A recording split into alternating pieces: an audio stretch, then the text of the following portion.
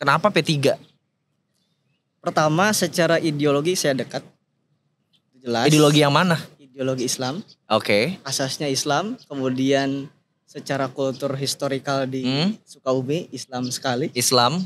Kemudian juga historis tadi jelas, ada historis.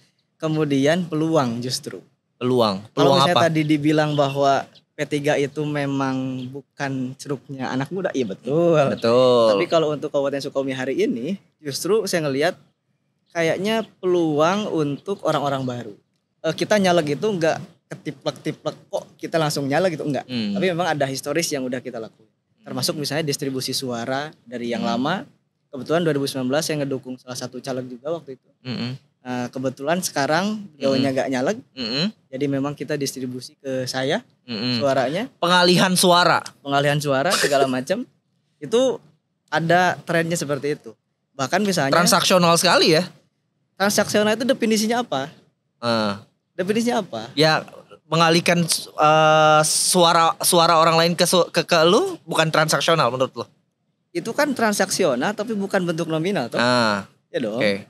Ya kan yang nggak boleh itu bentuk uang. Iya. Oke. Ya dong. Oke. Jadi ini kan distribusi suara. Ada isu yang cenderung tendensius dan negatif yang memang hari-hari ini banyak nih di masyarakat. Apa itu? Ketidaksukaan terhadap calon tertentu. Apalagi calon-calon lama. Halo semuanya, gua Rozi Effendi. Selamat datang kembali di Ngomong Politik, di mana semua orang kita kasih kesempatan untuk ngomong soal politik. Seperti biasa, setiap episode Ngomong Politik akan ngajak ngobrol santai ringan aja bareng calon-calon politisi, bukan calon politisi sih, udah politisi ya, politisi muda yang akan berkontestasi di pemilu 2024. Hari ini kita kedatangan spesial langsung dari Sukabumi. Diimpor apa diekspor jatuhnya? Ekspor ya. Selamat datang Mas Abdul Hamid, selamat datang, terima kasih sudah main di Ngomong Politik. Saya juga makasih Mas sudah diundang. Wede, ini personanya udah laki-laki Sunda sekali ya. Oh gitu ya? Kelihatan banget ya. Orang Sunda gitu ya. Nggak boleh mengidentifikasikan orang gitu ya. Oke, Mas Abdul Hamid, seperti biasa bestinya ngompol tuh selalu pengen kenalan gitu. Boleh nggak berkenalan dulu kita, siapa seorang Abdul Hamid? Oke. Tadi betul nama saya Abdul Hamid, kemudian saya maju di Dapil 2 Kabupaten Sukabumi dari Partai Persatuan Pembangunan. Partai Persatuan Pembangunan. Partai Ka'bah, makanya suka ada tagline di kita itu ya di Kabupaten Sukabumi. Ayo kita kembali ke Ka'bah katanya. Bahasanya gitu. Itu jualan mungkin ya. Ayo, ini juga sih histori masa lampau ya. Betul. Legasi masa lampau. Betul. Apalagi kita di Kabupaten Sukabumi yang memang secara kultur masyarakat yang begitu kental banget dengan kultur Ka'bah. Jadi kita memang sering menggebukan itu. Kemudian secara background pendidikan saya terakhir itu di Pasca Sarjana Komunikasi Politik Universitas Paramadina Jakarta di Mampang nih kebetulan. Iya betul. Kemudian juga sering aktif di berbagai kondisi sosial ya di sana, apalagi kita di desa kan segala macam. Kemudian Dapil 2 itu ada 8 kecamatan. Mungkin itulah sekilas tentang saya gitu. Lo ada backingan atau background keluarga politis nggak? Gak ada. Jadi keluarga saya, bahkan bapak saya itu cuman lulusan SMP. Ibu saya lulusan SMA, jadi gak ada yang berpolitik sama sekali. Paling misalnya kayak beberapa keluarga ya, kayak kalau di Sunda itu ada istilahnya uwa tuh ya. Uwa gitu. Uwa tuh bibi atau paman ya? Paman. Paling kayak cuman aktif di desa gitu. Gak ada secara politik, gak ada sama sekali. Justru orang yang aktif di desa, jadi petua desa, jadi masa yang banyak tuh di desa. Oh betul, iya, gitu ya. Itu. Betul sekali. Lalu pertanyaannya kok berani terjun politik? Memang ada latar historis yang cukup panjang. Baik secara historis, kemudian ideologis, kemudian juga peluang. Dan itu harus diukur juga secara elektoral. Kalau misalnya secara historis, saya sekitar 2017-2018, itu menjelang akhir saya kuliah S1. Waktu itu kita memang udah bersentuhan nih sama P3. Bersentuhan dengan P3. Betul. Waktu itu ada salah satu tokoh di P3 kebetulan Dapil Kabupaten dan Kota Sukabumi DPR RI, namanya almarhumah Bunda Reni waktu itu. Nah kita cukup bersentuhan dengan beliau, bukan bersentuhan. Iya, maksud gue sudah berada di lingkungan itu ya. Betul. Jadi kita waktu itu masuk ke tim, kemudian juga saya sering dibantu ya di kampus segala macam. Nah setelah itu memang beliau nggak pernah sama sekali minta saya untuk terjun juga di P3, apalagi di politik misalnya. Tapi saya berpikir di situ memang banyak hal yang harus kita lakukan. Jadi memang secara historis ada di situ. Ini menarik, Mit. Lo tuh masih muda, lahir tahun 95. Berarti sekarang usia lo 28 ya? Tahun ini. Iya. Partai yang lo dekatin tuh gak muda masalahnya. Ya. Bukan, ya gua gak berani klaim, tapi secara tersirat gak familiar lah di kalangan anak muda. Betul. Ya, tadi yang gue bilang legasi masa lampau gitu. Memang 3 besar lah zaman dulu ya. Kenapa P3?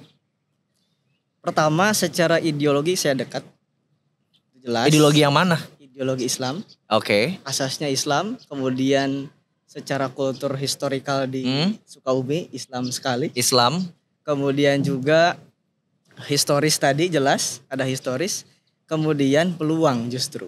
Peluang kalau misalnya apa? Tadi dibilang bahwa P3 itu memang bukan ceruknya anak muda, iya betul. Tapi kalau untuk Kabupaten Sukabumi hari ini, justru saya ngelihat kayaknya peluang untuk orang-orang baru.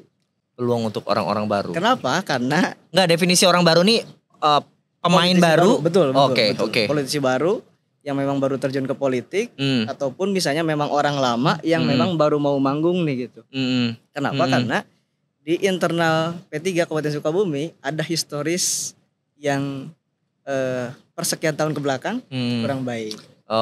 Jadi saya misalnya kayak kita ngobrol nih sama masyarakat ya, beberapa lapisan masyarakat, kepala desa misalnya dan yang lain-lain itu mereka udah saklek tuh bilang, gue gak mau ini, gue mau calon yang ini, segala macam. Jadi peluangnya cukup terbuka. Lo mau bilang P3 lapak yang cukup basah buat lo jualan, betul. Buat lo jualan diri lo sendiri gitu, dan itu kemakan di daerah lo seperti ini. Betul. Pertanyaan gue, situasi politik Sukabumi itu gimana? Landscape-nya gimana? Ya, kalau situasi politik ya terkini, apalagi kita di Dapil 2 nih. Pertama memang kekuatan incumbent masih saya ngelihat kuat gitu. Kuat ya? Di beberapa dapil, bahkan di beberapa partai. Nah, kemudian itu yang pertama. Jadi secara kekuatan politik incumbent ini masih muncul nih sebenarnya. Kemudian hari ini tren politik anak muda naik. Di Sukabumi? Di Sukabumi. Bahkan di dapil saya, teman saya sendiri nyalon di partai sebelah. Oke. Bahkan satu desa sama saya. Teman saya sendiri, teman kita ngopi gitu, nongkrong segala macam di KNPI misalnya segala macam. Dia nyalon juga. Kemudian ada isu yang cenderung tendensius dan negatif yang memang hari-hari ini banyak nih di masyarakat. Apa itu? Ketidaksukaan terhadap calon tertentu. Apalagi calon-calon lama. Calon-calon lama. Jadi itu, ada krisis kepercayaan dengan incumbent? Betul. Salah satunya. Salah satunya. Jadi saya misalnya cukup menyerap nih apa yang dibilang beberapa lapisan masyarakat. Ini berdasarkan survei lo ya berarti? Betul. Saya turun ke masyarakat, ya mungkin teman-teman bisa lihat di media sosial saya. Kita ngobrol misalnya sama beberapa kepala desa yang memang saklek. Kemudian juga ngomong bahwa gue gak mau tokoh ini nih, gue gak mau dukung tokoh ini gitu. Itu karena apa? Karena masih menjual isu-isu lama, atau masih dengan cara-cara yang lama, atau tidak ada perubahan sama sekali? Itu betul semua.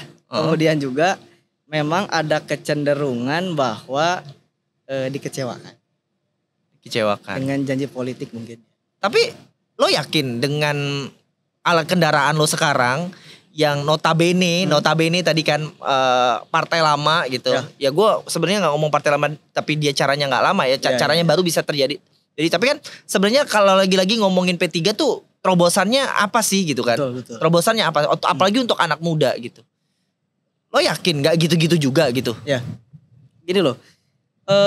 Oke lah, misalnya kita lihat ya politisi-politisi itu ya seperti itu. Tapi kalau misalnya kita hitung-hitungan peluang, saya rasa tadi yang saya bilang nih, peluangnya sangat terbuka. Kemudian juga beberapa hal yang udah saya lakuin. Jadi maksudnya kita nyalek itu ketiplek-tiplek kok kita langsung nyala gitu, enggak. Tapi memang ada historis yang udah kita lakuin. Termasuk misalnya distribusi suara dari yang lama. Kebetulan 2019 saya ngedukung salah satu caleg juga waktu itu. Kebetulan sekarang beliaunya gak nyalek.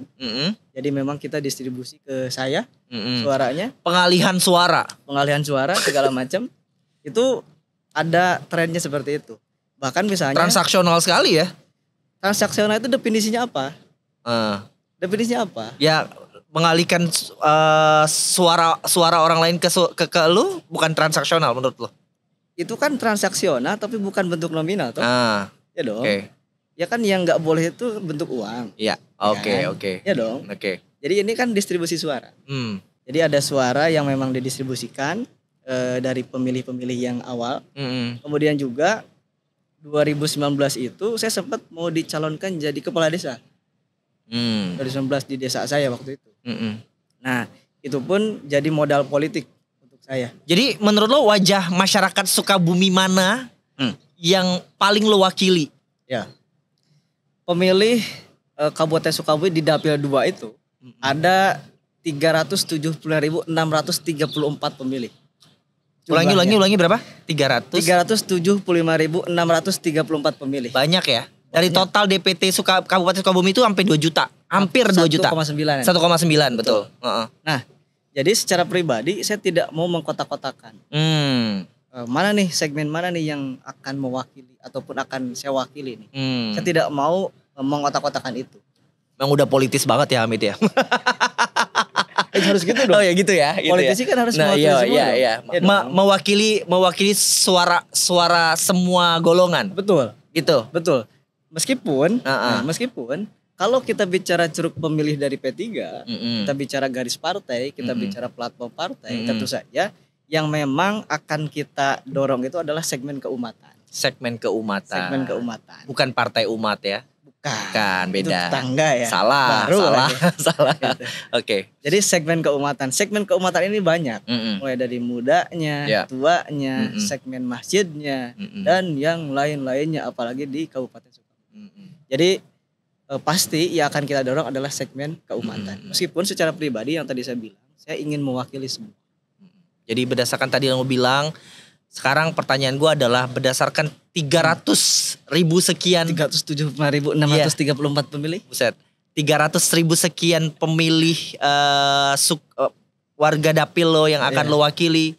Isu apa sih yang menurut lo yang harus lo bawa dan lo suarakan ketika nanti, jangan nanti deh, sekarang gitu. Yang mau lo bawa. Lo mau jual. Berdasarkan beberapa titik yang udah saya datengin, kemudian juga kita ngobrol dengan beberapa lapisan masyarakat, kemudian juga misalnya kepala desanya ya, dan beberapa karena sempat kita bantu juga di kepala desa.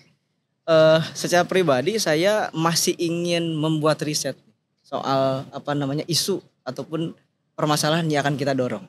Meskipun dari aspirasi tersebut ada beberapa hal yang muncul. Ini kita bongkar semua. Boleh dong. Tapi enggak, kita ini aja contohnya salah satunya misalnya. Oke, misalnya kita sebut segmen anak muda nih. Anak muda. Segmen anak muda itu kalau di kita di Dapil 2 itu banyak sekali organisasi-organisasi ataupun komunitas yang isinya anak muda. Tapi mereka ini tidak punya akses terhadap anggaran misalnya ketika mereka membuat kegiatan. Kemudian juga tidak punya fasilitas ketika membuat kegiatan. Nah itu yang muncul tuh di segmen anak muda ya. Karena itu, tidak ada wakilnya atau karena? Sepertinya begitu. Karena tidak ada wakilnya. Padahal ada beberapa wakilnya sebenarnya. Itu pertama. Kedua, kita dari sektor ataupun segmen keumatan tadi. Ternyata saya pernah buat beberapa kegiatan 3 tahun terakhir. Kita bikin kegiatan di salah satu masjid. Di setiap Ramadan itu kita buat kegiatan namanya diskusi publik. Kita mendiskusikan isu-isu kekinian, hal-hal yang aktual di masyarakat itu. Dan ketika misalnya itu dilaksanakan, dampak positifnya terlihat di masyarakat. Jadi saya melihat bahwa kalau misalnya masjid ini diperkuat, dan misalnya kita berkolaborasi nih dengan stakeholder seperti Dewan Masjid Indonesia misalnya, kebetulan saya pengurusnya. Jadi segmen keumatan ini saya rasa akan terawat, segmen keumatan lebih terarahkan gitu. Yang kedua. Yang ketiga nih, sektor pendidikan. Di kita itu masih perlu pemerataan dari sisi pendidikan. 2020 itu saya sempat masuk apa ya? Kita sebutnya dilaporin ke polisi ya. 2020. Digugat. Dilaporin orang. Dilaporin orang. Saya sempat 2020 itu masuk di BAP 2 kali. Karena kita waktu itu saya ngebantu masyarakat yang mau ngebuat SMA di sana. Jadi di Kabupaten Sukabumi itu secara data hanya 2 kecamatan yang belum punya SMA negeri waktu itu. Salah satunya kecamatan saya. Kecamatan Kalapanunggal waktu itu. Jadi lo membantu menyuarakan itu. Betul. Tapi lo malah digugat. Betul. Dilaporkan 2 kali di BAP. Sehingga lo merasa lo harus mewakili orang-orang itu dan berada di pemangku kebijakan untuk menggolkan visi tadi. Betul. Kemudian juga saya misalnya pernah waktu S1 kita datang ke Bandung waktu itu. Kebetulan S1 saya di Bandung. Saya tuh ngerasa bahwa kita cukup berprestasi ini. Karena kita ada di ranking 3 gitu ya. Bahkan 4 gitu. Apanya nih, ranking apa nih? Waktu sekolah. Oh, sekolah. Oh iya, siap. Nah, kemudian waktu saya datang ke Bandung, ternyata kok kita kayak ngerasa bego ya gitu loh. Ternyata memang level pendidikannya yang berbeda gitu loh. Karena di Kalapanunggal itu banyak pendidikan yang segmennya swasta. Ya. Sebenarnya. Nah, by the way, tapi banyak ya, Mit. Maksud gue banyak concern lo gitu. Yang mana yang jadi prioritas lo jadinya? Sebetulnya ada satu lagi. Ada satu lagi, oke. Satu lagi adalah sektor pertanian. Karena masyarakat Kabupaten Sukabumi itu banyak yang agraris, banyak yang bertani. Ternyata ketika saya ngobrol-ngobrol sama masyarakat, akses pupuk hari ini susah. Nah, nanti saya ingin coba mendampingi itu, mengadvokasi itu.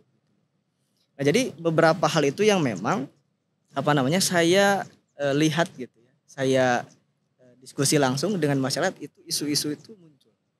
Setelah lo riset dan turun menyerap aspirasi lah ya. Betul. Meskipun kita belum menjadi dewan ya. Betul, bagus dong. Ya, dong. Artinya lo berangkat dari isu. Betul. Berangkat dari keresahan gitu ya. Makanya saya selalu bilang nih ke tim gitu ya, ke teman-teman, saya bilang bahwa pokoknya saya nyalon dewan itu pengen kampanye. Ya harus dong. Ada beberapa orang yang nggak kampanye tapi jadi. Oke. Makanya saya pengen kampanye, saya pengen langsung lihat kondisi masyarakat seperti apa. Saya biar tahu nih gitu loh. Kondisi masyarakat itu seperti apa. Jadi lo sudah melakukan riset, menyerap aspirasi, dan berangkat dari itu lo merasa ada beberapa concern tadi. Lagi-lagi pertanyaan gue nanti, lo jadi anggota dewan kan, lo berada di komisi-komisi tertentu. Betul. Dan lo harus punya target dong. Skala prioritasnya yang paling utama. Kalau kondisi sekarang, pertama apa yang dekat dengan saya. Apa tuh? Segmen keumatan. Pasti itu akan jadi prioritas saya. Kenapa?